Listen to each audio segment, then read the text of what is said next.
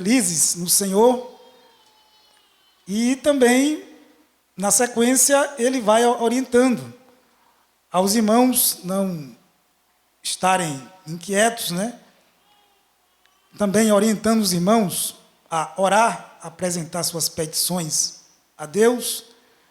E ele vai seguindo também, orientando os irmãos a ter um bom comportamento e preencher a sua mente naquilo que é saudável.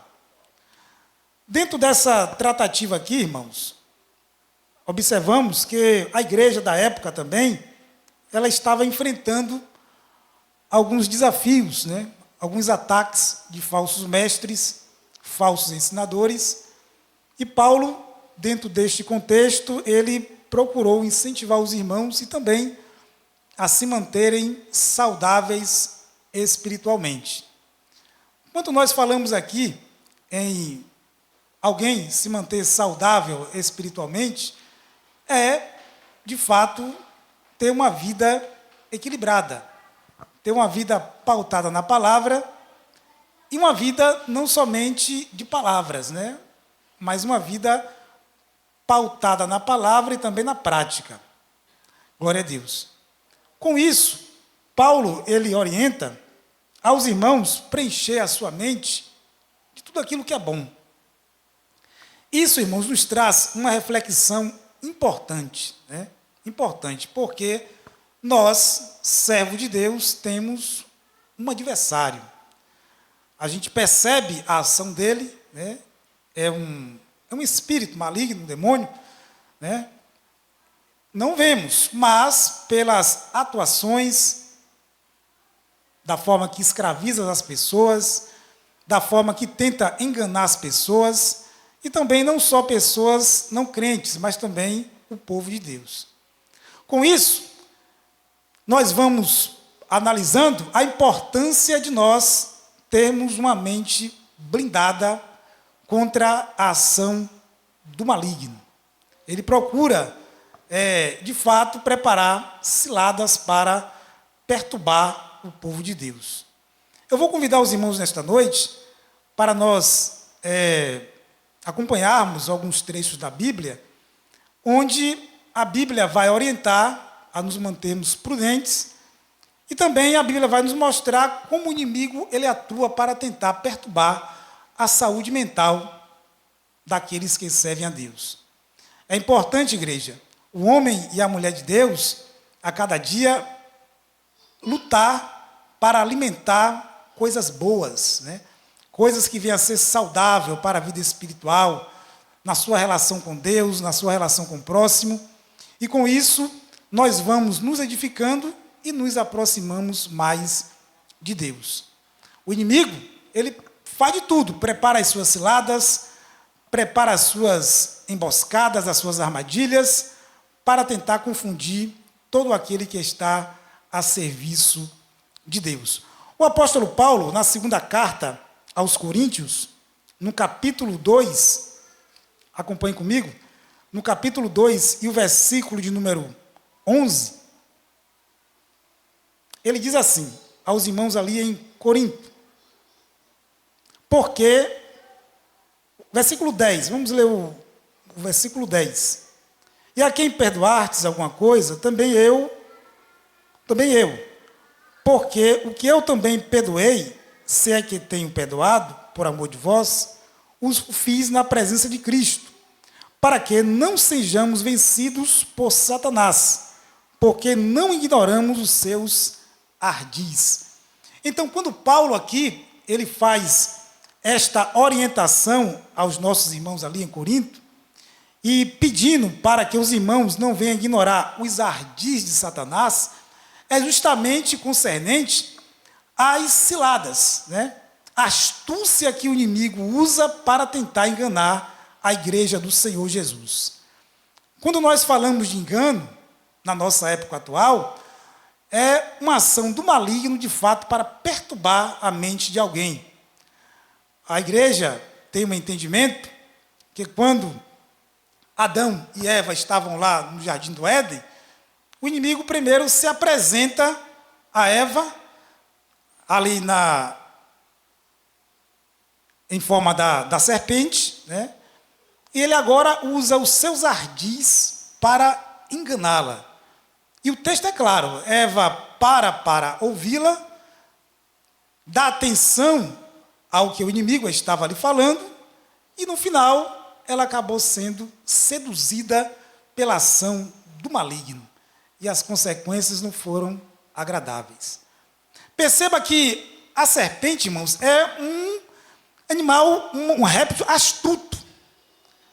Se nós formos olharmos para o reino animal, ela sempre está preparada. Ela só ataca no momento certo, na hora certa e na oportunidade que lhe aparece. Com isso, o inimigo das nossas almas, ele trabalha da mesma forma.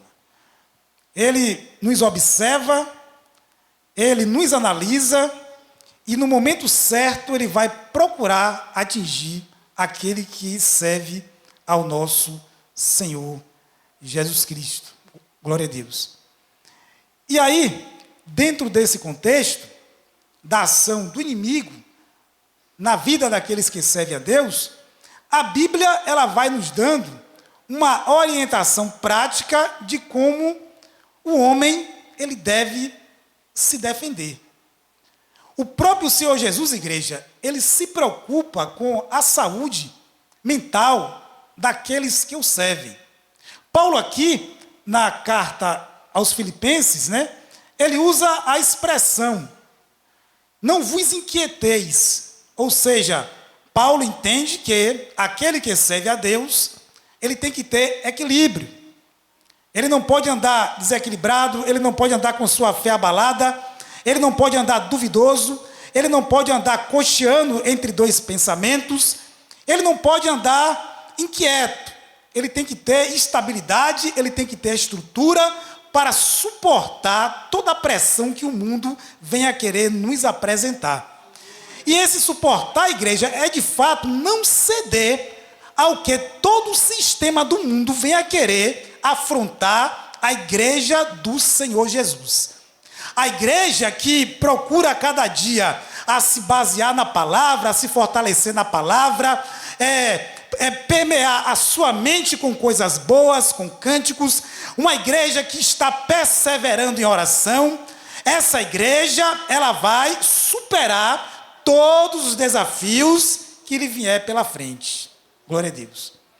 Então, Paulo, ele analisou também, não somente uma ótica espiritual, mas também a ótica corporal da saúde mental do indivíduo.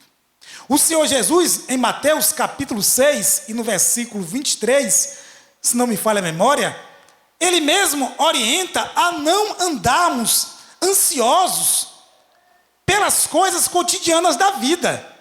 Ou seja, quando a expressão de ansiedade, ela é expressa lá no versículo 23 do capítulo 6 de Mateus, a gente entende que a ansiedade é uma preocupação excessiva com relação a alguma coisa. E isso é danoso para a vida de alguém. Isso pode levar a tomadas de decisões erradas, a um desequilíbrio emocional, e a pessoa não vai ter um conforto dentro de si mesmo. E Jesus, como a nossa maior esperança, o Salvador do mundo, o Filho de Deus, a qual nós o recebemos, ele também deseja que todo aquele que venha o servir, não venha ficar ansioso, preocupado de forma excessiva. A preocupação pode até chegar sobre a vida de alguém, pode até mexer com os seus sentimentos, com o seu coração, pode palpitar, né? Você pode perder o sono, mas uma coisa que a igreja não pode perder é a esperança do Senhor Jesus de que as questões serão resolvidas. Glória a Deus. Então, tem que haver um equilíbrio. Dentro disso, irmãos, quem se aproveita destas oportunidades é o inimigo. É um campo aberto para ele atuar na mente do homem. Quando eu falo homem, também está envolvido a mulher. Então, uma vez que esse campo ele está desprotegido, aí as estruturas emocionais da pessoa começam a ser abaladas. E todo homem que está a serviço de Deus, ele tem que estar revestido do poder de Deus, revestido pela palavra de Deus, para que esses danos não venham preencher o seu ser, a sua mente. A nossa mente, ela tem que estar a cada dia elevada a Deus. Alguém pode perguntar, mas a gente vive, a gente trabalha, chega a enfermidade, chega a falta de um mantimento, chega a falta de alguma coisa, né? Chega uma notícia ruim através de uma ligação, a gente sente uma bala emocional, mas a sua estrutura espiritual, ela não deve ser afetada. Ela não deve ser afetada. Quando nós somos surpreendidos por alguma coisa que o mundo nos apresenta, a nossa estrutura espiritual relacionada à fé, à confiança e crer na provisão de Deus, que Ele é o Todo-Poderoso, que Ele é o Soberano, que Ele é o Provedor, isso não pode ser afetado. Paulo, ele mesmo, o apóstolo Paulo, ele entendendo, irmãos, todo esse contexto, nas suas cartas enviada aos irmãos, ele tinha também esta preocupação de levar para a igreja a segurança do que é servir o Senhor Jesus. Ele procurava levar às igrejas, né, que o Deus em que nós servimos, o Jesus em que nós servimos, aleluias, Ele é o detentor de todo o poder e o detentor de toda a providência. E ele procurava trazer um conforto espiritual para os irmãos. Com isso, irmãos, quando eu falo aqui de campo aberto, Paulo também, aos nossos irmãos em Efésios, ele também trouxe algumas instruções importantes acerca desta estrutura espiritual que nós devemos ter. A igreja, através dos séculos, ela foi perseguida. Perceba que o inimigo, quando a igreja ela foi formada, nós analisamos lá no livro de Atos, né, a formação da igreja, né, como a igreja foi perseguida, como alguns irmãos morreram servindo o Senhor Jesus, outros foram aprisionados, mas ali percebemos que havia uma pressão muito forte relacionado à perseguição dos irmãos. Alguns se escondiam, outros se dispersavam, mas a Bíblia mostra que os irmãos estavam no propósito de continuar proclamando a palavra de Deus. Mas o inimigo ele não cessou. As outras táticas, as outras ciladas, as outras formas de o inimigo atuar, elas acabaram chegando. E que formas foram essas? Os falsos mestres, os falsos doutores, os falsos ensinadores começaram agora a se introduzir na igreja para levar um evangelho diferente. E a igreja, ela passou agora não só a ser pressionada pelo sistema da época, pela perseguição, mas a igreja agora passou também a ser pressionada pelos falsos ensinadores para tentar deturpar a comunhão dos irmãos, a unidade da igreja e a vida espiritual da igreja. Aí Paulo, já preso, ele agora começa a enviar as cartas para orientar, para confortar, para exortar, para admoestar os irmãos a se manterem firmes e não abandonarem a sua fé. Eu convido a igreja a abrir em Efésios, capítulo de número 6, livro de Efésios, capítulo de número 6, e o versículo de número 16. Vamos ler aqui? Efésios, capítulo 6, e o versículo de número 16.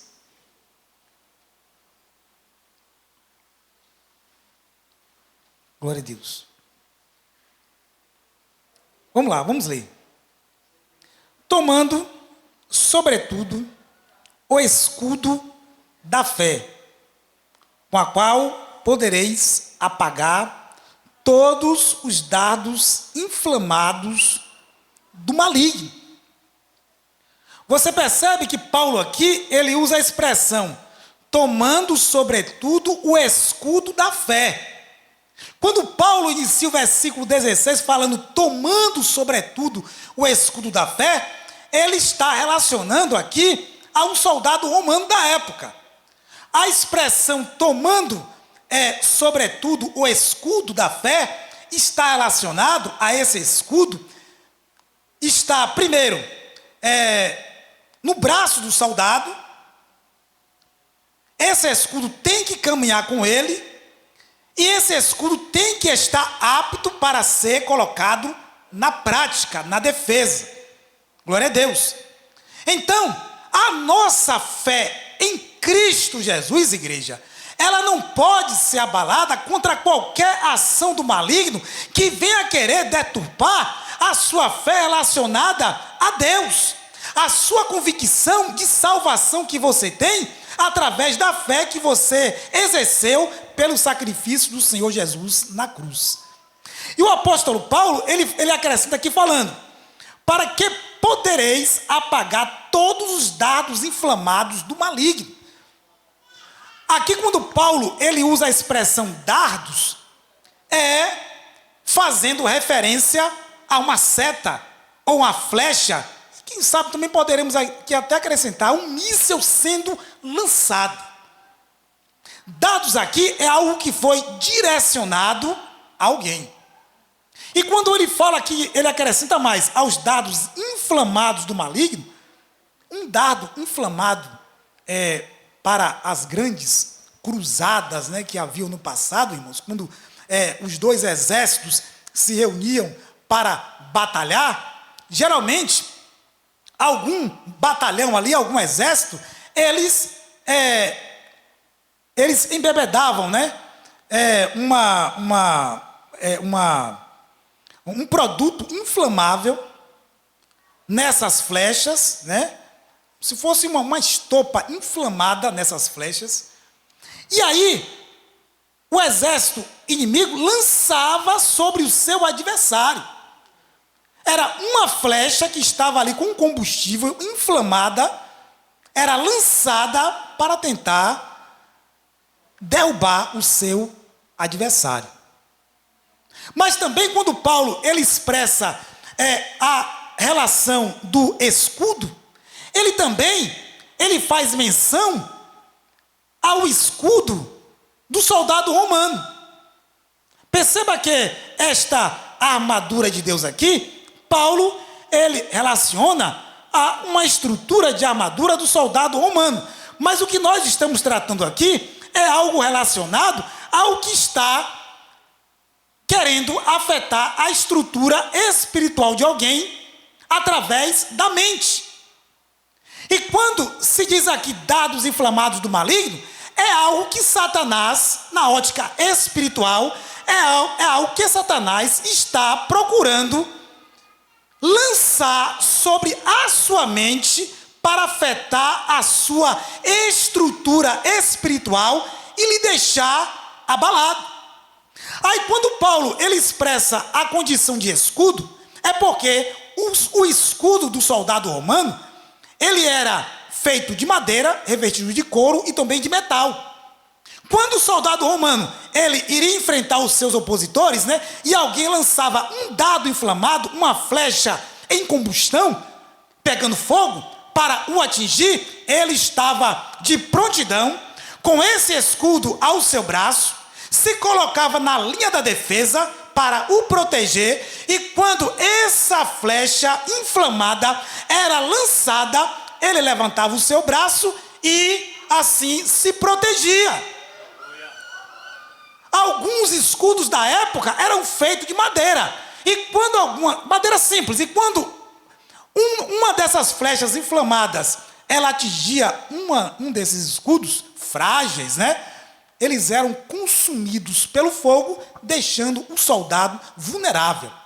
Então Paulo aqui, ele colocou sabiamente essa expressão aqui, porque uma igreja que caminha com o escudo da fé, sua fé firmada em Deus, aquela fé inabalável, em um Deus que é poderoso, em um Deus que é soberano, em um Deus que opera o impossível, ele vai superar todos os obstáculos que o vier pela frente. Glória a Deus.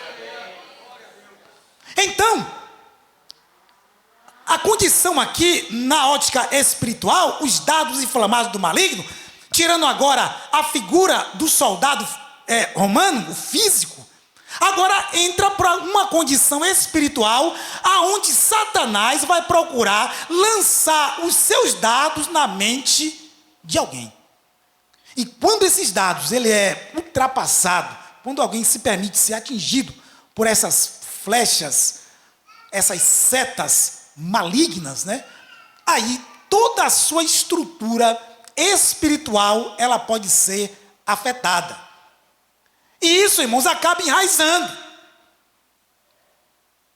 Enraiza a tal ponto que aquele homem que era saudável, aquele homem que gostava de glorificar, aquele homem que gostava de cultuar, aquele homem que gostava de estar entre os irmãos, em união, em alegria, tudo isso agora pode ser desestruturado por uma ação de um dado inflamado do maligno.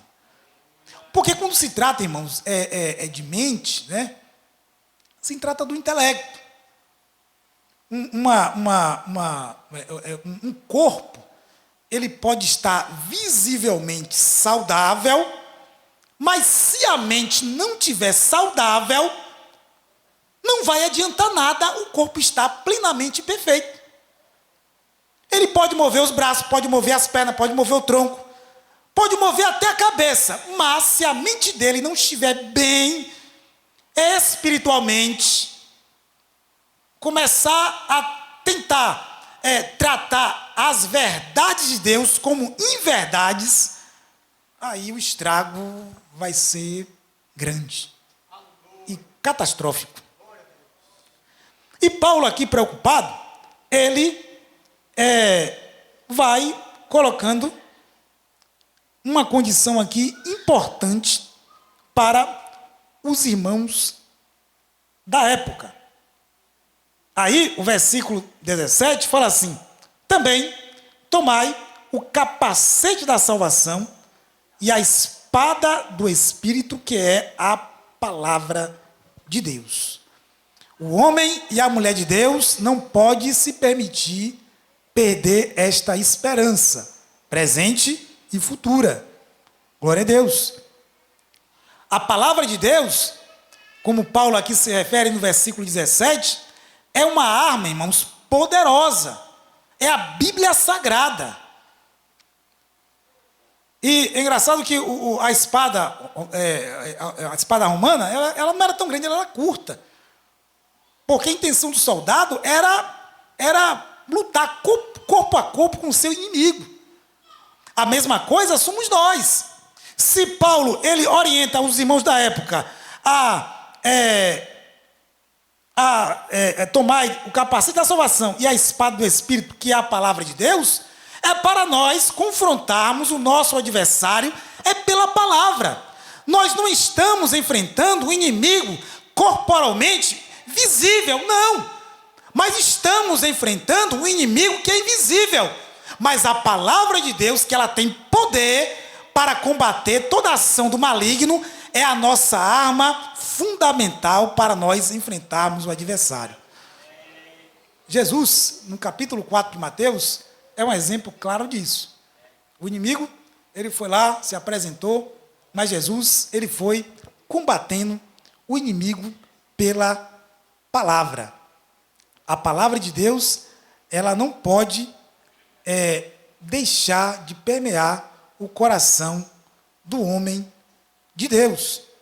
Então, as áreas que o inimigo procura atuar na vida de alguém, de fato, no âmbito espiritual, na mente.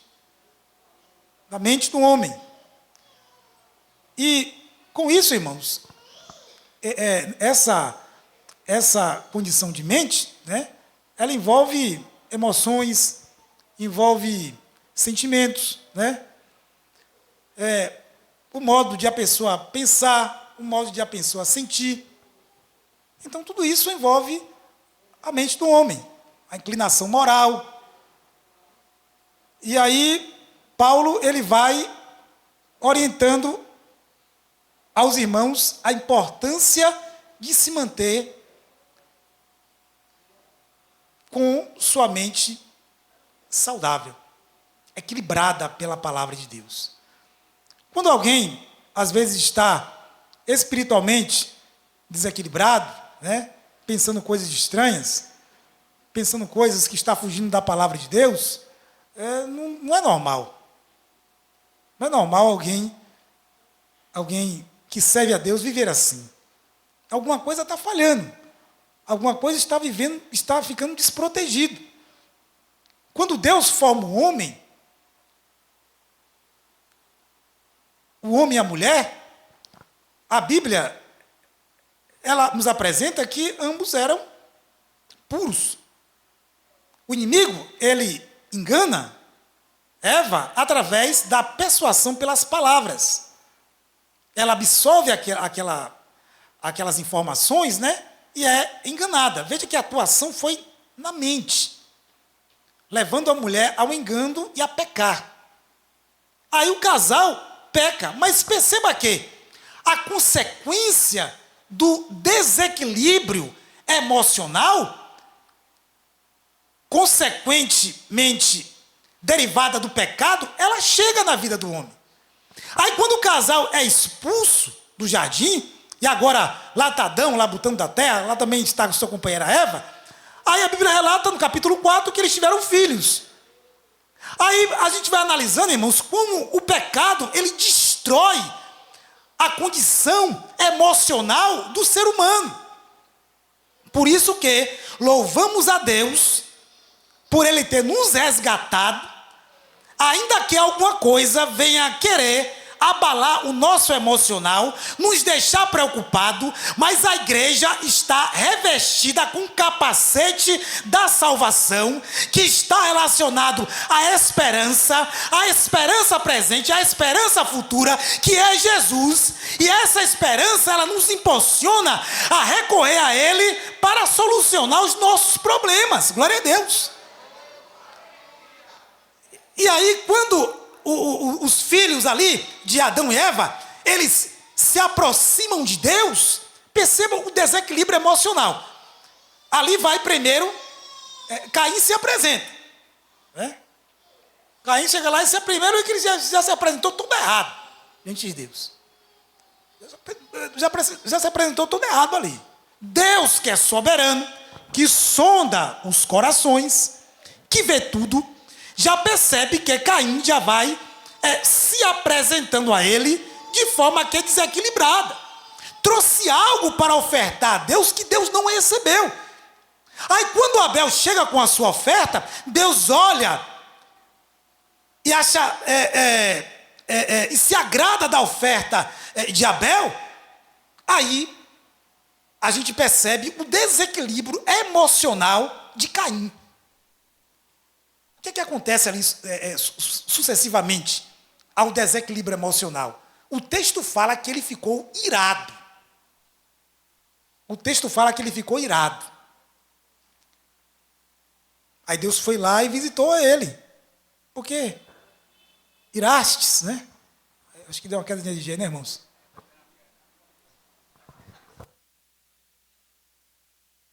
Glória a Deus. Pronto, foi uma pequena queda de energia. Então, ele se apresenta a Deus, irmãos, irado. Ali há um desequilíbrio emocional. Olha como o pecado, ele desfigura a estrutura emocional do ser humano.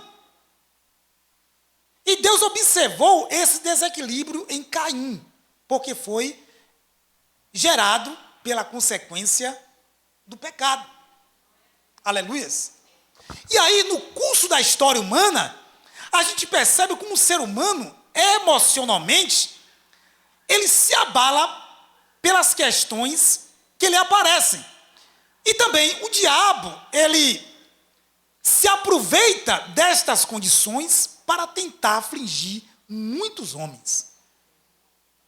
Mas a igreja do Senhor Jesus, que foi comprada, redimida pelo sangue de Jesus, aleluias, ela se mantém firme, ela se mantém equilibrada, ainda que os dardos inflamados do maligno, ele venha querer te atingir, não vai atingir, porque você tem um Deus que é poderoso, você tem um Deus que pode tudo, você tem um Deus que resolve tudo, ele vai estar ao teu lado para te proteger, aleluia. Meu amado irmão, minha amada irmã, não temas o que está acontecendo na tua casa, não temas o que está acontecendo no teu trabalho, não temas o que está acontecendo em volta de si, talvez uma pressão psicológica, talvez algo que está tirando a sua calmaria, talvez algo que está querendo mexer com o seu domínio próprio. Não temas, porque Deus está contemplando tudo e tudo Ele vai resolver na tua vida. Glória a Deus. Você não pode perder o equilíbrio. O nosso Deus é que nos dá estrutura através do seu Santo Espírito. Meu irmão e minha irmã, se empenhe a cada dia para manter uma vida emocionalmente equilibrada, uma vida espiritualmente equilibrada. Não deixe o inimigo tentar mexer com os seus sentimentos. Não permita. Porque quando esses dados inflamados, ele toma espaço, aí há um fogaréu, há um incêndio, e consome tudo. E pode consumir até a fé de alguém. Pode consumir até a fé de alguém. Ah, mas será? Sim. Por isso que Paulo falou, o escudo da fé. O escudo da fé. O soldado romano, ele não andava de qualquer jeito. O escudo estava no seu braço.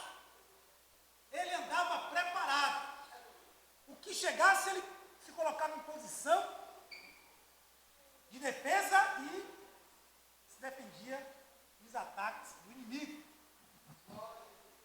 A mesma coisa é a igreja do Senhor Jesus. A Bíblia diz que Deus é o nosso refúgio e fortaleza e socorro bem presente na hora da angústia. Oh, glória! Ele é teu refúgio, Ele é tua fortaleza, Ele é o teu socorro, Ele é o teu escudo.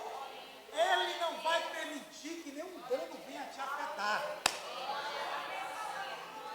Mas para isso tem que haver uma vida espiritualmente equilibrada. Equilibrada pela palavra de Deus. Abra sua Bíblia aí. Ainda no livro de Efésios. Tá. Livro de Efésios, amém.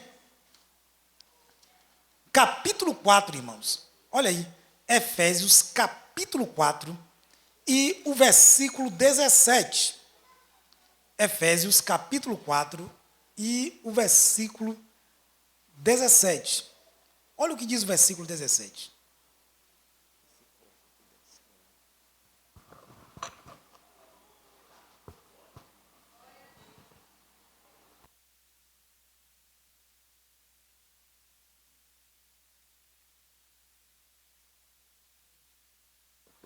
Meus irmãos, os irmãos que têm a moto, né? Suas motocicletas estão da frente, por favor, os que estão com a sua moto, vá até ali, procure o porteiro e tem algo aí para você ter que fazer com sua moto aí. Mas vá lá, quem tem moto, vá lá, o porteiro vai te orientar. É só mudar de lugar. Fique tranquilo. Então, olha o que o versículo 17 está falando. Não perder aqui a hora. Meu Deus, você chega no horário, né, irmãos? Quando a coisa está gostosa, o tempo passa rápido, né? Olha o versículo 17. E digo isto, testifico no Senhor, para que não andeis mais como andam também os outros gentios, na vaidade do seu sentido. Em outras traduções, na vaidade dos seus pensamentos. Só que Paulo, ele no início do versículo, ele fala, para que não andeis mais como andam. Ou seja, tem equilíbrio. Não queira se relacionar ou se comparar com aqueles que já estão lá, que para você é passado. As velhas amizades, os velhos costumes, as velhas práticas. Não queira mais se comparar a eles. Agora, olha o versículo 23. Vamos ler o 22, né? 22. E que, quanto ao trato passado, vos despojeis do velho homem, que se corrompe pelas concupiscências do engano. Olha o 23. E vos renoveis no espírito do vosso sentido. Aí quando Paulo aqui, para nós concluirmos aqui o nosso sermão, ele fala assim, ó, e vos despojeis do velho homem. Ô irmãos, pelo amor de Deus, Paulo está falando aqui, olha, no sentido de o homem se despojar dos seus velhos trapos, das suas velhas roupas e se revestir de algo novo.